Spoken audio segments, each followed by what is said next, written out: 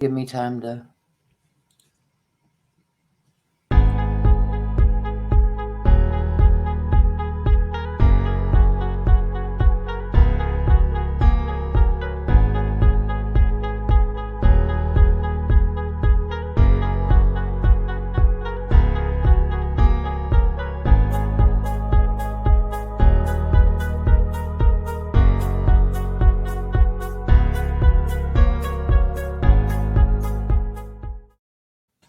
Good afternoon, everyone, or good evening, or good morning, wherever you might be. This is Iowa Pagan News on the Prairie Land Radio Network and Pagan Artist Spotlight.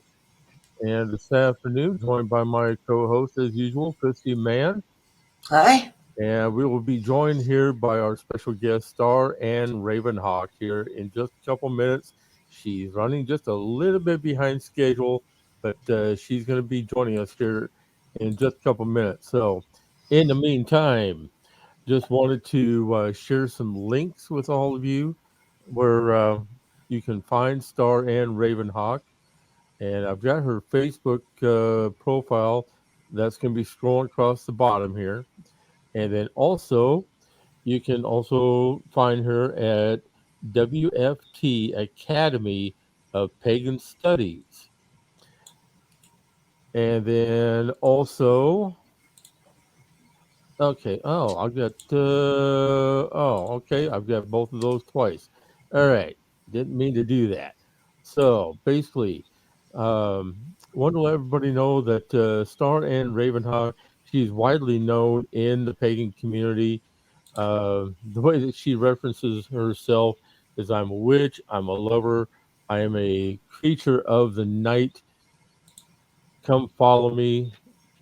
And like I said, she's also founder at the NYC Wiccan Family Temple, and she's co-owner at Charmed by Starr, a most spellbinding place to visit. So she has a lot of, uh, she's connected into the community a lot. So that's where you'll be able to find her at. I'm getting ready to post another link here for everybody. I'm dropping them in the comments as well, so. All right, excellent. As I had the one link in there twice, which I did not mean to do. Okay, there is the other one. There's charmbystarr.com. If you check out these links, you'll be able to see just how widely or excuse me, I should say, uh, just how wide her reach is into the community. She's very active. She's done a lot of public speaking, and she also does a lot of teaching as well. She is a terrific person to be associated with and to be able to learn from. So, wanted to get that out there in front of everybody. Also, as a reminder, also to go check out our merch page, which is on our website as well. And I've already had a couple of people say that they're going to be picking up some of the hoodies that we've got. Yeah. So we're really looking forward to being able to get those out there to you folks. And let's see what else we got going on here. If you'd like to join us in chat, just click on the live video link. You'll be able to join us over here in StreamYard, and that way you can join in on the conversation.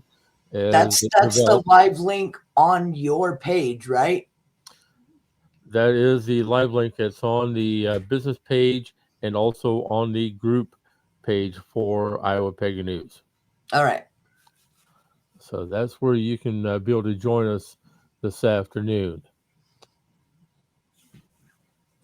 So let's talk while we're waiting for Starr to join us. She's running just a little bit behind schedule this afternoon. So let's get into what we've got coming up here at both IAP and radio and also with the Metaphysical Times newspaper, now that Christy is the proud owner of the Metaphysical Times newspaper. So give us all an update as to what's going to be happening here. We're going to be doing a little bit of transition. We're going to go through some, a transitionary period where we change a few things. The heart of the newspaper staying the same. The intent being connecting people within the pagan community with people outside of the community. Bringing people who need services for whatever, be it a spiritual coach, a life coach, what have you, and kind of being a space for us to be able to connect people. The heart of that is not changing. We are going to become a bit more newsy, so we're looking for people who are wanting to write and submit articles. We want things that are a bit more, hey, this is happening in the community right now. And then we're going to be increasing the value of your subscription. We're going to start giving away, and we just got our first 3 from Terry over at Healing Hands. The former owner was gracious enough to give us discount codes for not just Healing Hands, her actual metaphysical shop, but also for the Egyptian, the new coffee shop she just put in next door. Excellent. So cool. We're looking for, if anybody has access to or wants to reach out to us, we are looking to connect with festivals and events within the pagan community. Ticket sales, if you're willing to give us an exclusive discount code for our subscribers, we'd love to drop it in the online version of the paper. And that's all I can think of that we have going on right now. It's so much. It's great though. Subscriptions are coming in. We're picking up distributors left and right. Just since we started the transition, we made the purchase on the 18th of this month.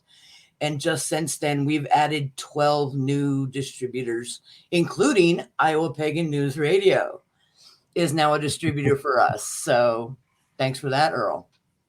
You are very welcome. And also, when we are present at festivals, I'm going to make sure that I also have copies of the Metaphysical Times newspaper for people to pick up.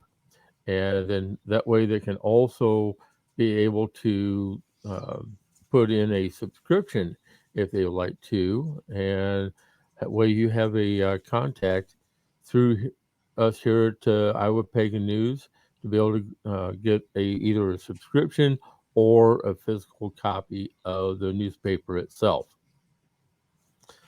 So let me pull. We are partnering up, and it's going to really be a great venture together. Absolutely. It's been fun. It's been kind of chaotic so far, but just getting things transitioned over. I mean, we've got payment systems and changes to be made to the website, and figuring out, making connections with each of one of the distributors to be like, hey, we're the new owners. Beltane will be ours, and we would love to continue, sending the paper out to you. So we have a lot of follow-up and stuff to do, and announcements that are coming up. So excellent. Okay. Good afternoon, Starr. Hi. How are you guys? Doing well, thank you. And thank you for taking time out of your schedule to come and join us for a little bit. Absolutely. Thank you for inviting me. Glad to be here. You are very welcome. So now that we've got Starr here with us, let's get right into the discussion. So I know that you have been in the community for a long time. Yeah, kind of. You are, plus you've got your hands into a lot of different organizations and doing a lot of teaching as well. So give us the rundown of what got you started teaching. Oh boy. That goes way back. I think to the 90s, 1993. I just decided that it would be so nice to share some of the knowledge that I knew back then. I had recently finished up with Lori Cabot as one of her second degree students. Oh, Yeah, I did a first and second with her, and I said I would like to just kind of expand and go with it from there. So I started teaching a bit, but I was kind of mainly exploring to see what else was out there. And there wasn't really a lot being offered by a lot of people.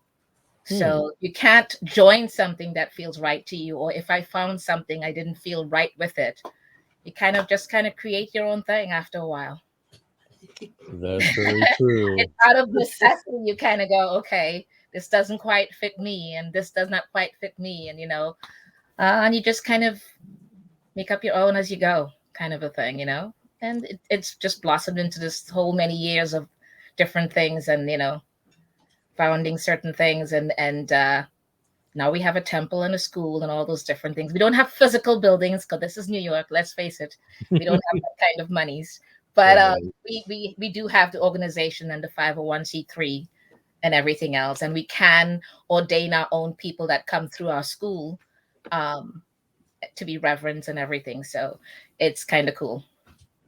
I'm glad you mentioned that. That is exactly how Twisted Souls Press came to be. I didn't fit with your generalized book publishers, and I was like, well, I'll just become my own.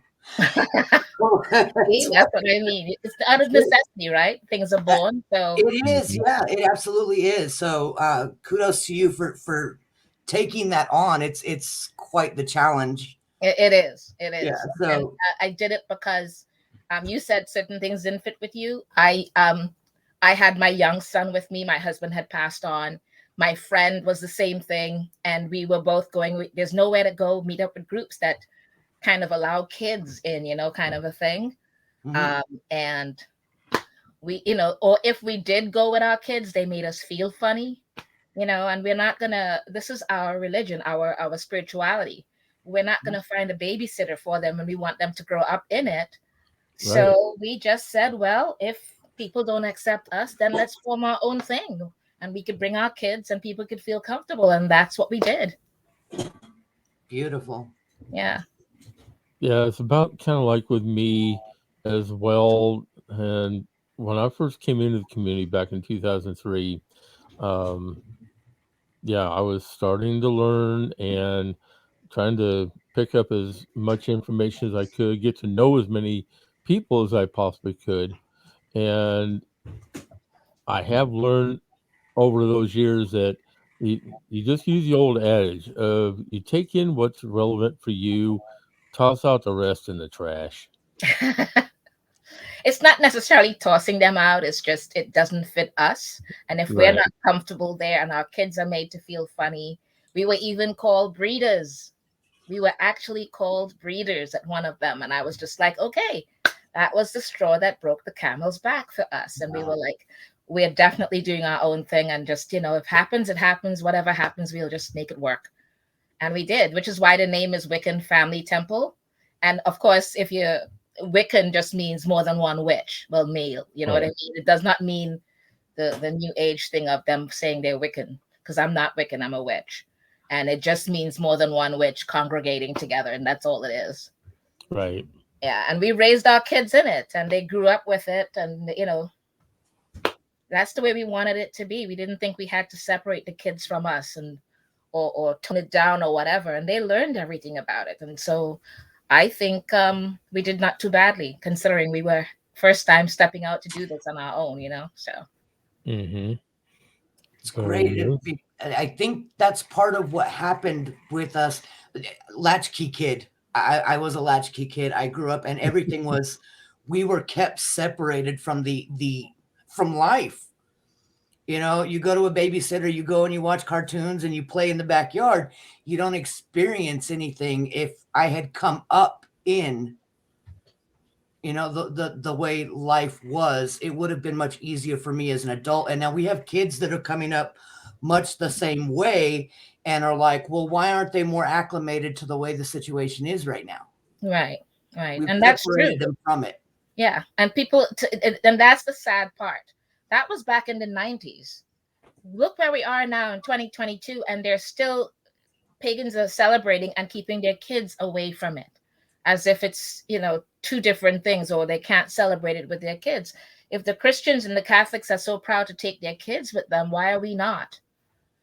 So I find it's kind of sad to watch even to this day. I mean, I thought we came a long way since then. Yeah. To discover we really haven't. No, we have not. It's rough. Yeah. But a lot of things that are happening today in this climate that we're in kind of makes you realize that we've taken way steps back that we thought, more back than we thought. Yeah. Yeah, which is a shame, because you would think in today's age that people could at least be accepting and learn to move on, but it's like people are so stuck in the past, and in a way, it doesn't really, it's not really conducive for people who are out there wanting to learn, wanting to expand their knowledge, and learning their own heritage. Right. And it's kind of sad. And if we don't take in hand ourselves and decide we're going to change it one by one, then we're not. I mean, I really thought we'd come a long way with it, but we really have not. I know people here in New York who they still have it separated and they think it's okay. Not that they think it's okay, they've just accepted it, so. New York City is one of the more major populations that is that has a lot of diversity to it. Yeah, it does. And it has a lot of acceptance, but at the same time, it does not. I think it's just like anywhere else. I just think it's more open in general. The acceptance stops at, okay, it exists. Yeah. It's like there's a line where, okay, we admit, we'll acknowledge that it exists, but it's still you and us. And that's the separation that we need to break down. That's the barrier that I think that's what we're all working towards. More of us now, and the whole doing the radio show and bringing the information together and doing the newspaper. It's a way for us to kind of try to chip away at that separation. Right. And I think so. Finding out that you're a part of that and you're working towards that also. Mm-hmm. Now, our friend Edward Sott, I don't know if you are aware of him or not, but he was one of the co-founders of the Pagan Rights Coalition, and he's joining us this afternoon. He's saying that I think we really need to start opening ourselves to our kids regarding our paths. At that same time, one of the main tenets we have is that the path is each path is individual. This is true, but you have to kind of decide, okay, like the many paths that we went with different groups and found out just by their attitude and the verbiage that they use with us that they were not accepting of the fact that we had our boys there, and they were quiet too.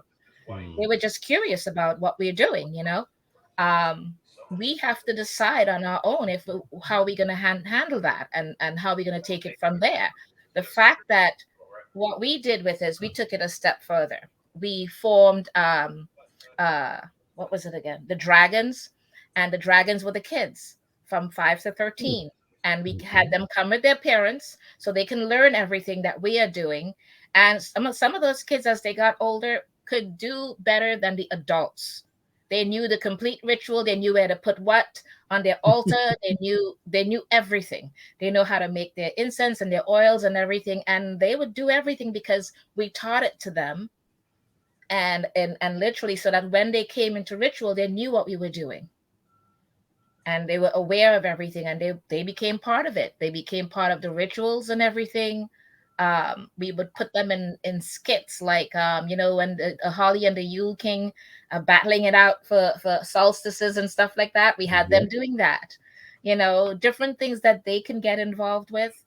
That to the point where when they were in the Boy Scout together here in New York, And they had a part where, which to me, the Boy Scout were very pagan oriented, but anyways, that's aside. They had to decide, they had to speak, each of them individually, about their religion, and where their religion came from with their family. And our boys, we were so proud of them, got up and they talked about the many gods and goddesses they had and all the different things. And then one of the kids shouted out, you're not allowed to do that, have that many gods and goddesses. And our boy said, in our religion, we can. It's up to us, and we have many, and we love it. The fact that they represented and did it so well and so eloquently, we were proud of them. The fact that they knew about it and they educated themselves about it. So we didn't just bring them to it. We educated them about it so they will know what we were doing and why we were doing it. And you kind of have to do that. They're not stupid. So you have to let them. As if they understand it and they know all the motions of it, they know what to do, everything, and they grew up doing it. So it became like second nature for them after a while. Now, would this be considered along the lines of like what basically something along the lines of spiral scouts? No, they were just in regular Okay. scouts. Spiral scouts came way after. Okay. Spiral scout is more of a more recent thing than when they were younger, because my son is now 24 now. And so that was back in a long time ago when we were doing it with them. And spiral scouts came about after that. So I'm glad for spiral scouts. Mhm. But this was regular scouts. Okay. That they did certain things, and they had representations of the different elements, east, west, north, and south. That I was just like, is this pagan studies a bit? Some of it felt like that to us, and the boys knew what they were talking about before they could explain it to the other boys. You know what I mean? So They were pretty good. And we were quite proud of them and how they handled a lot of things. They didn't go into full details about what they do and what they didn't do with other kids, but when other kids brought up their religion, they just said theirs and walked away. Didn't bat an eye, didn't think about it, and just walked away. They treated it as if it was normal. And I think that's what you want to do, because if the Christian kids and the Catholic kids can stand there and speak about their religion without a thought and walk on, what's holding us back from doing that with our kids? Right. So that's the reason that we just kind of said we will educate them the same way that they educate their kids. And that's a good policy to do, actually. Yeah. I'm actually happy to hear that. Yeah. Now, Edward said that children lend so much great energy to ritual. They do. They do. I watched one of our members. She was pregnant at the time, and she had 3 other kids with her. They were all her family and her husband. And when that baby was born, it was like if he was always there with us in ritual. And her kids would run around the circle as we doing the casting, and then we'll run into the middle and go, so mote it be, and at the altar, and they were saying different things and they were doing different things, and it did bring such amazing energy to ritual. It did. It gave me chills. I could just yeah. That's awesome. Great. We were like, yay, because they were like 2 and 3 years old, and they were saying all the words. They knew the words, and they were saying different things. So, they were picking it up as they were going, because they were there with us since they were born, like coming up. You know what I mean? So that was cool. There's an unshakable faith in children. Yeah. When they say, so mote it be, by God, that's how it is. So, to have them run in and just be like, oh, yes. The energy of that is great. Yeah, and they were always part of it, and they knew that they were invited to be part of it, so they just participated and went in there. They did great. I was so proud of them, and they moved to Boston now. The whole family. New York had become expensive, so they had moved to New York. To Boston. So we missed them very much. But yes, it to me it is a good thing to each his own. You know what I mean? Everybody kind of does what they need to do for themselves, but for us, it was imperative that we did that so that they did not feel like they were outsiders or playing with toys on the side. We allowed them to be part of it, so they just became part of it and didn't think about their toys while they were doing it. When they finished ritual, they ran to their toys, guaranteed. Was You that know, kind of the inspiration for the WFT Academy? say again. Was that part of the inspiration Yes. for the WFT Academy? Yeah. It was initially we said we started out with the adults. And we had a lot of younger people and older people, and they all wanted to kind of know what we were teaching and everything. So I came up with a curriculum and I put it together, and I just said, okay, first degree, second degree, we started out with. Now we're up to priestess and reverend and being ordained and all of that. So things came along as time went by. And we did form the what was it, the Dragon Academy. I think we formed in 2007. When we said, oh wow, we have a few kids here, we can have a classes.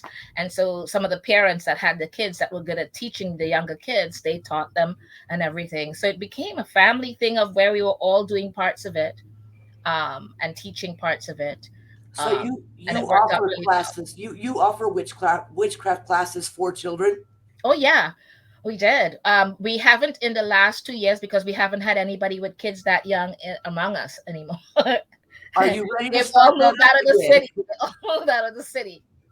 Are you ready to start that up again? Because if we put it out on the air here that's Yeah, we going, we'll can get people absolutely. that will. We're doing it online now because the pandemic kind of pushed us into doing everything online. So we're no longer renting the spaces that we were doing in Manhattan, which was kind of expensive.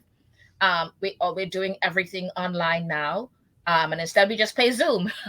And so we're going to be doing it online. And yes, some people have called us and inquired about the one for the kids, and we let them know that this is not where you put your kids and you walk away. No, you have to be there as the parent, because that's how we started it. And we found it was successful that way, because that way the parents can know what their kids, I mean, their kids are young. They need to know what's being taught to them.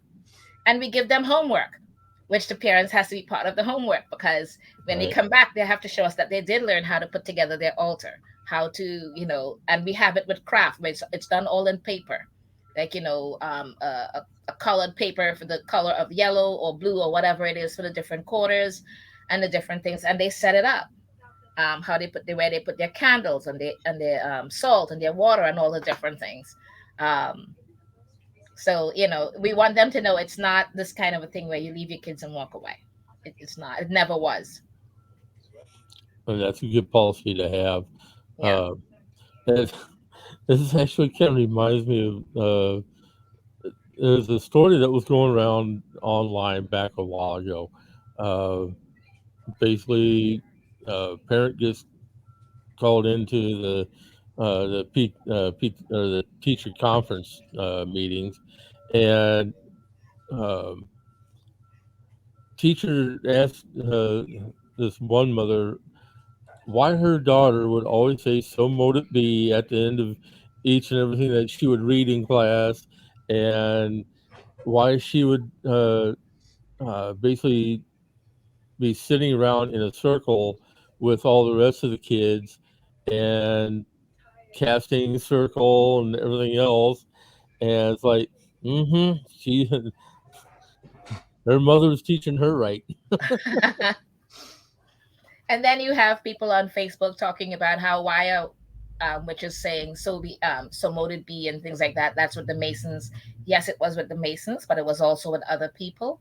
And some people said so be it. Some people says and so it is. It all depends. It's not Captain any Picard said, "Make it so." yeah, it is whatever it is you want to make it. It's not that big a deal. That's very true. There are Very enough true. soapboxes on Facebook. Now, something that I'm going to do here real quick so I can share this with everybody. Just a brief second here. Here it is. Okay, just wanted to show this to everybody. This is the site for the WFT Academy of Pagan Studies. Yeah. And this is where people can go to sign up for classes. They can find out more information. They can get to know people on here. Um, this is a very well put together website. Thank you. I did it. I'm doing it from scratch. I had to learn. Yeah, that's true. There are those of us who are old school that not all that great with building sites, but we manage. We try. Hmm. So now let's see. When exactly was the academy first formed again? I think it was 2007. Okay. Yep. And here we go. The Dragon Academy for 5 to 13-year-olds. Um, you got your missions. You got University of Pagan Studies, and you can even go to where you can donate to the academy so that they can continue to offer the studies to kids.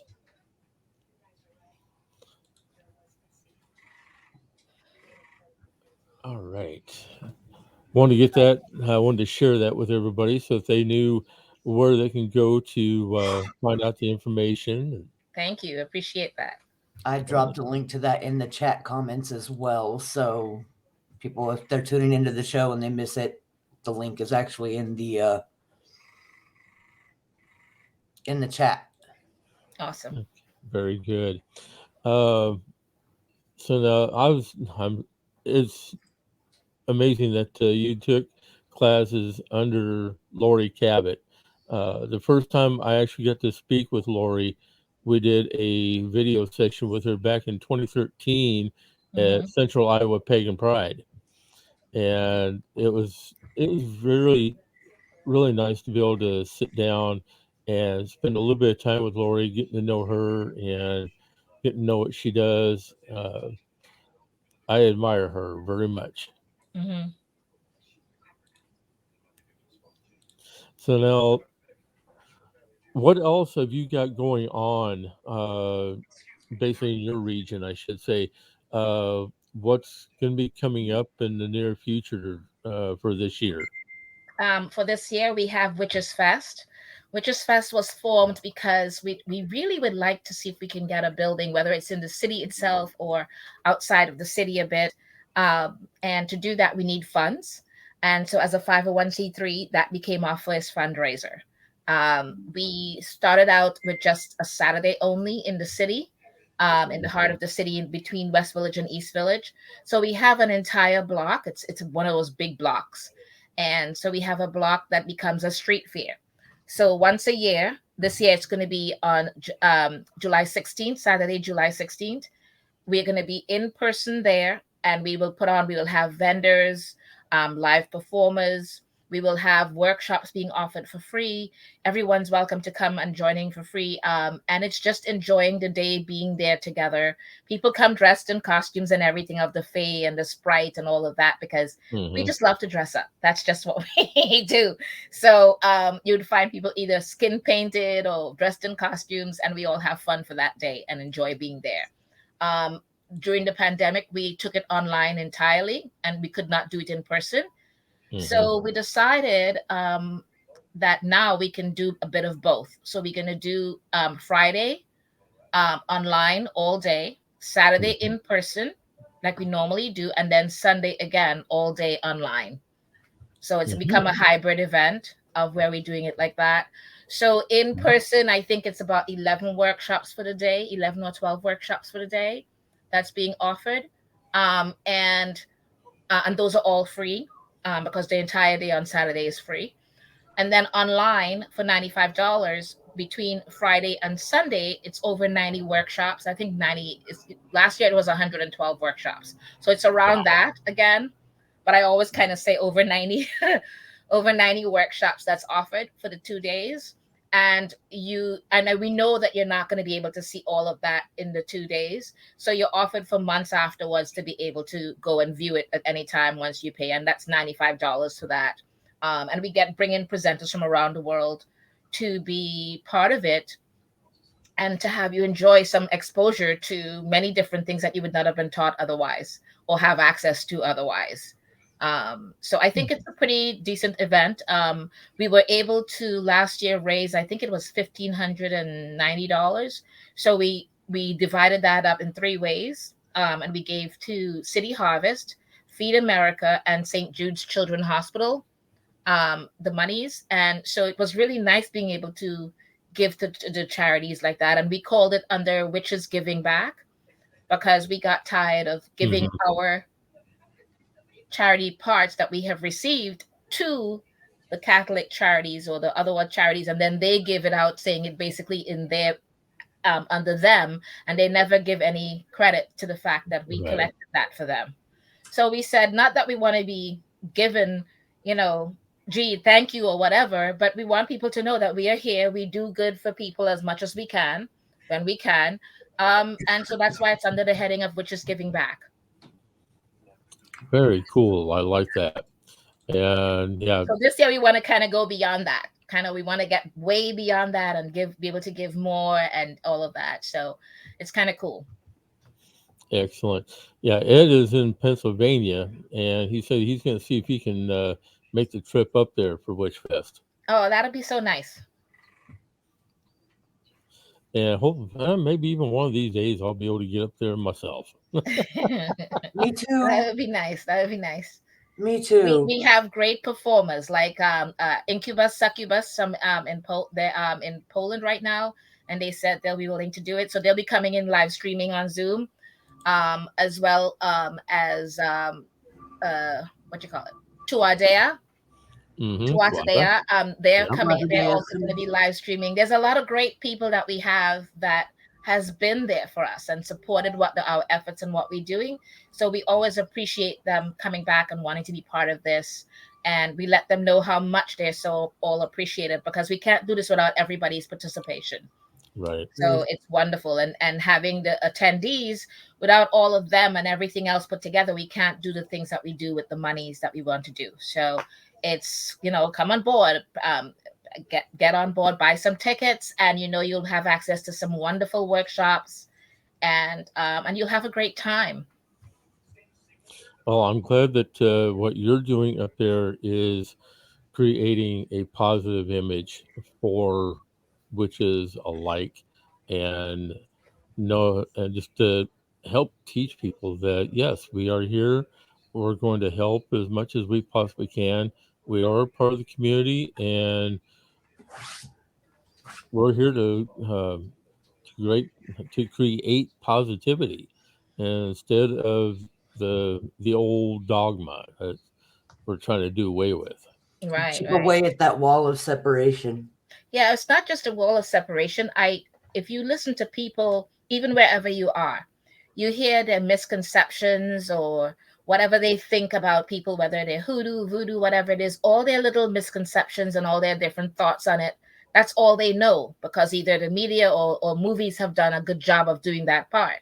Right. So when people come to me and they're like, well, I'm not a witch, I'm a hoodoo practitioner or whatever, I'm like, I said, don't worry about it, because honestly speaking, to the outside world, anybody who's not Christian, Jewish or Catholic is considered pretty much pagan. So Right. I would say to them, we want them to know about what you practice. That misnomer and all the different misinformation, they need to know, because they make misconceptions anyways. They make choices and say words that they have no idea what they're talking about, and they assume things anyways. We might as well come out and educate them. So that's what we do. And we were lucky in the last few years to have Rob Zombie and his wife come through our event in Witchfest. Oh, They wow. apparently they love coming through. That does not surprise me none. Yeah. He's really cool. He's really cool. That would be fun. Yeah. Cool. Let's see. Yeah, there it is. Ed has stated that you definitely have the support of the Pagan Rights Coalition, the United Pagan Charities, Cooperative, and he's going to be donating Oh, that's so on their awesome. Thank behalf. you. We appreciate it, because despite what people think, we still have expenses. Just the insurance alone for the Right. Saturday event is almost $500. Like, I mean, the different expenses that we have to pay out. So the charities, when we collect the money, is after we pay our expenses for the event, and then we give to the charities. So we haven't gotten to the part yet where we are fundraising enough to give to charities our expenses and then ourselves as yet, but we will. The idea is that we'll get there eventually. Because when we started Witches Fest, this is our 11th year. When we started Witches Fest for the first 8 years, I had to fight with the community board to be there to have our event on that block. I had to fight every year, show up at the board for a board meeting with 40 people and be asked silly questions like, so are you guys burning people there this time? Or are you guys going to be killing the babies? I kid you not. No smirk, no smiling. They were totally serious when they asked me these questions. And I had to just calm down and not answer them and just answer the questions that I'm supposed to answer and provide them with everything. For 8 years, I had to fight with them. They will disapprove of our event, and the city overruled them and allowed us to have the event. And then for some reason, in the 9th year, all of a sudden, no, we love you. Everybody said how wonderful it is to have you guys. So now they look forward to us being there, and we no longer have to go to the board for the board meeting because they automatically approve us now. So it's just really weird. No. It's that chipping away is it's happening. Yes, so it's getting the acceptance, because the fact that the board is no longer asking us questions, they're literally saying, we look so forward to you guys being there each year. We missed you guys, or you guys always bring such wonderful energies to our neighborhood. And, I'm like shocked, I'm like, you guys were the ones always fighting me on this. Wait a minute. I'd be like, wait a minute, am I in the right place? I know, right? I was like, I even showed up at the board meeting and they were like, you weren't expected to be here, Starr. We already told you you're approved. I said, I didn't know for sure you sent that email, but I just wanted to double check. And they're like, no, we love having you. I'm like, okay. I walked away. It's like I couldn't believe it. You know what I mean? So I had to show up for my own benefit. Yeah. Well, and with the diversity that makes up New York City the way it does, the turnout had to be substantial. It had to have been. It was. It was. Well, before the pandemic, before COVID, it used to be a lot of people where vendors would have to literally, even if they hired staff, they could not be in their own tent. It was so crowded in their tents that the vendors had to stand back like this against the outside of their tent and just let people fly in because it was crazy. Wow. It was so crowded, and we had like 60 vendors, but now we're not allowed to have 60 vendors since the pandemic. We're only allowed to have 50%. So only 30 vendors are allowed, or less of everything. They want people to be separated by a good 10.5 length. And I understand, because we want to make sure that COVID is dead, and it's not dead. It's still alive and kicking in a lot of states and a lot of areas. People are still dying. So we're following all their rules. We have to still mask up, and that's fine. We're all masking up and we're all doing what we have to do. And it's not as full, but it's still there. And it's still the fact that it's still able to still go ahead. I am appreciative of that. So it's all good. Well, even downsizing to the 30 vendors, I can already see that you're going to have just as many people turn out for it. Well, I'm hoping for that myself. Thank you. I would love that. I don't know if they will contain us, because the police is our security. In the years past, when it was really crowded, we had to have security to just let people onto the street itself because it was so crowded. Yeah. But to be that crowded and to be proud of it, I'm really proud of what we had accomplished. As to pandemic wise, what we're going to be keep doing to try to make it eventually where it's no longer 30, but back to where we were. We will see how that goes. But for now, I'm just happy to have it back. Yeah. It'll get back. I'm grateful for whatever amount of people come. Yes, there are people that are still afraid, so I understand. There's a lot of people still afraid because either people didn't tell them or whatever, that they had asymptomatic or whatever, now they're sick. So a lot of people are still afraid, and I understand. So we will suggest people to just take it easy, try not to be crowded on each other and all the different things as best as we can. Excellent. Well, I'll tell you what, this is before I had really even known about Witchfest until just here as of late. Um, I'm just surprised I didn't see the everything for it a lot sooner than this, but I am very pleased with how you're describing it and the turnout that you've had, the Yeah. acceptability of your group in the city. I just wish that that could happen a lot more across the country. Well, I think a lot of people started calling Witches Fest wherever it is. But they're saying Witch Fest. We have an S in the middle, and there's a story behind that because we did not just get the name. We called up, I saw this event in Europe, across Wales and everything, where they had Witch Fest. And it was done by Children of Artemis. And it was witchfest.org or witchfest.com. And I called them up and I asked permission if we could use the name here in the United States, and if it's okay to call it Witches Fest USA, because the fact that they're in England. And they said to me, you know what? We are so honored that you even asked. They said people would just start things without even asking. The fact that you asked us, I didn't realize my name was across Europe, and people talking about Christopher Penzak was the one who came back and told me that he heard how I called them and I asked permission to use the name. And I said, why not? Because they started it. Right. So they just asked me to add a little letter in somewhere so that way it will be different and it wouldn't just go to their website. And so that's why it's witch with an S in the middle and then fest. And so that's the reason it's called that. And we just kind of went with it from there. But there's supposed to be a few people that have Witches Fest North, Witches Fest East, that kind of a thing. So I don't know if they're following the same mode we are doing, but we followed the mode that was in England that they started. Excellent. Are you looking to expand your events out to other locations, or are you wanting to visit? We've been asked to do that, but it's just so much work doing it here. I can't see myself doing that. But if people want to follow our mode, they're welcome to call me, and I wouldn't mind helping them. I just don't think it will take too much effort because it does take the city getting involved. If we did it in the park, they want way too much money. So doing it on the street was way cheaper because in the parks, they wanted for every 10 by 10 tent, they wanted $1,000. Holy mackerel. Yeah. So we were like, there is no way we're going to get anybody to do that kind of money. It's just not possible.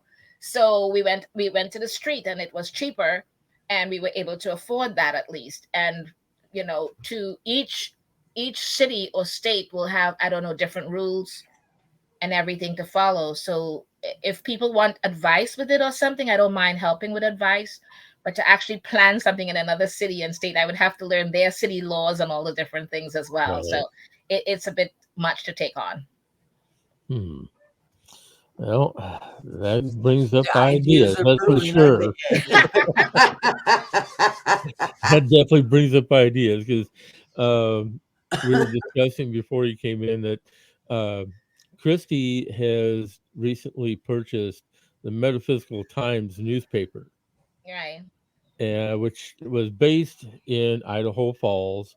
I originally came across them, Terry Nelson Ireland, who is the former owner, and this newspaper had only been in existence for a year, but now the distributorship has grown, and it's becoming, because to our recollection, it is the very first newspaper for the pagan community ever.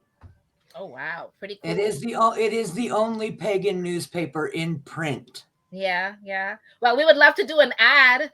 Oh, we can do an exchange of an ad where you do an ad for us for Witches Fest, and we could put your newspaper, I don't know, ads or whatever you want to have us put on the info table. We can do that in New York. We love doing trade outs with people. I'm happy to do that. I was going to say, stay on for a few minutes after the show so we can exchange contact information because absolutely. There are a lot of things. There are a lot of things that we're looking at doing to increase the visibility of the newspaper, but also increase the value of our subscriptions that people are subscribing to. We have over 100 subscribers around the world at this point. That's People that good. are having It's going to the get paper bigger. It's delivered going to get bigger and better. directly to them. Yeah. So lots of eyeballs on the paper around the world that could be driving visitors and attendees to Witchfest, and it supports an amazing cause. So all for it. Yeah, All thank for you. it. Thank you. Thank you. We just a little tidbit. It's for us for right now, but we haven't made a pronouncement as yet. But we're trying. We just bought a television stick channel, so we're trying like kind of like Netflix or whatever. Wow. So we're trying to get our different shows on it, and eventually make it into this pagan channel that people, the regular with over 140 channel exposure throughout the world. Things like Wow. Amazon Fire and Roku, and a whole bunch of them are part of the exposure. And we want to eventually take it where a lot of people could come on our channel and make it into this pagan channel that people can view worldwide. So we're keeping our fingers crossed. We're getting there. Fingers, toes. I And know exactly. Myself fingers and and two toes are getting myself crossed. and two Yeah. other persons are doing it together, and we're gonna start off with our shows and then add other people's show on our television station. Oh, that's beautiful. Yeah.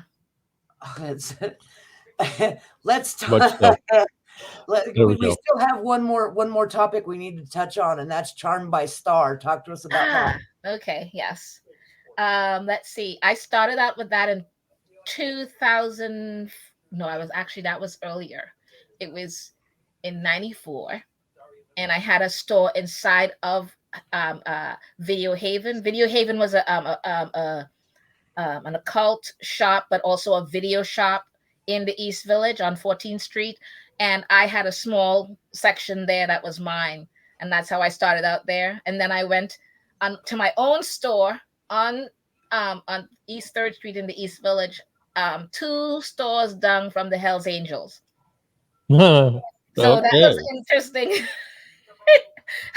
They were kind of cool. They would buy the swords from me when I had it up in the store. Yeah, they were awesome. And so then when in 2005, when the rent became astronomical, it went from like 3,000 to double that. I was like, okay, we're out, and that was back in then 2005. So we just went online since then. And the store has been supporting the temple and the school all along. When we didn't have the monies from everybody else, that's what paid for a lot of things. So I always tell people, support the store that supported us all this time, kind of, shop from us and stuff like that. So it's kind of cool.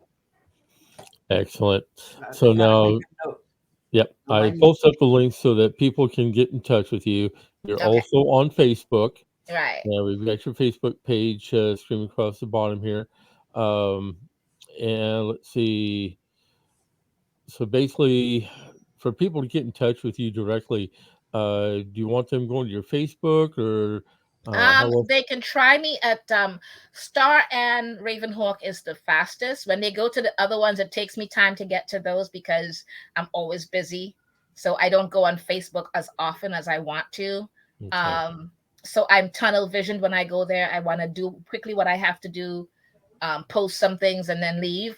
Even though it's on and it's saying I'm on, I'm not on.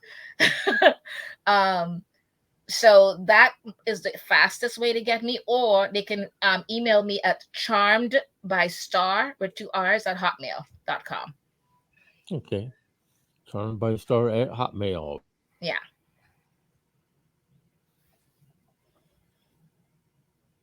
And that's charmed with the ED by and then star. Charmed by Starr at hotmail. Yeah. Let me go ahead and drop that in the chat. And I try to get to everybody as fast as I can. I have to admit, I have dedications this weekend. I have dedications at the beginning, in the middle of the month, next month. It's a lot of things I have going on at the same time.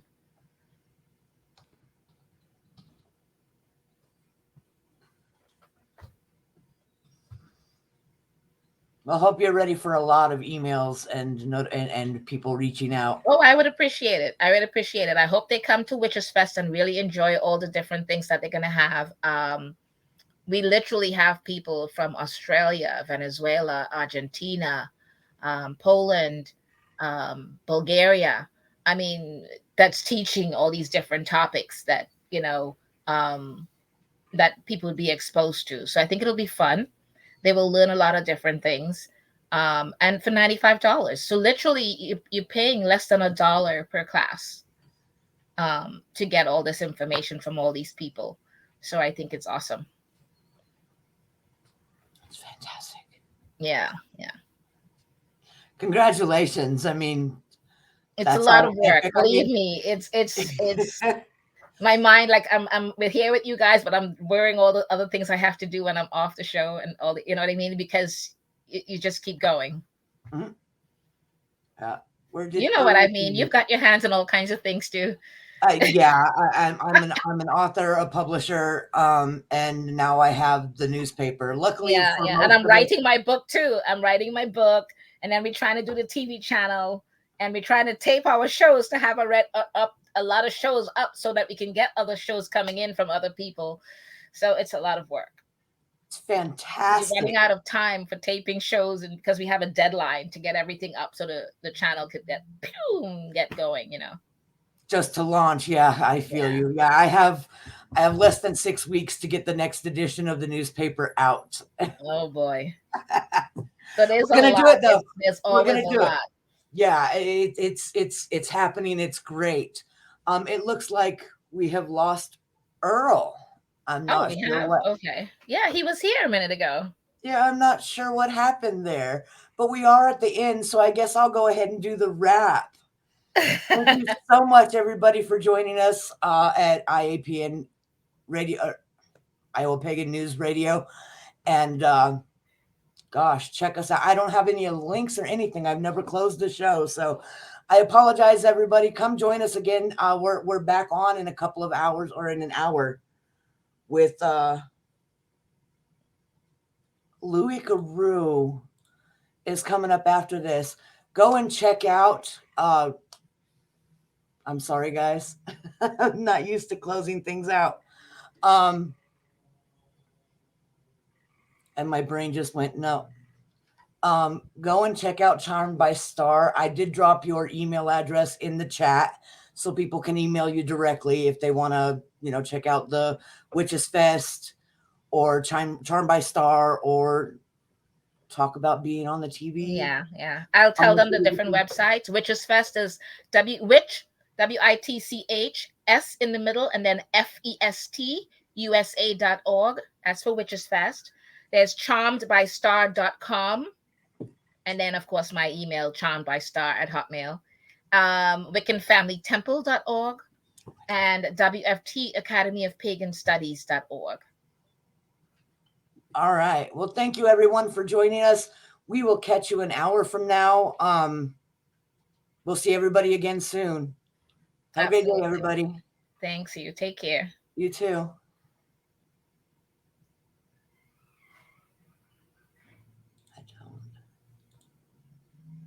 You're trying to figure out how to shut it down, huh? I can't. He has access to all of that. Oh, dear.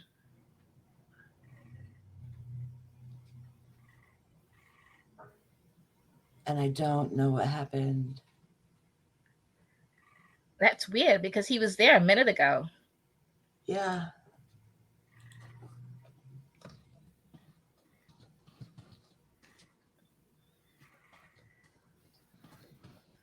He's going to have to teach you some things because just in case if it ever happened again.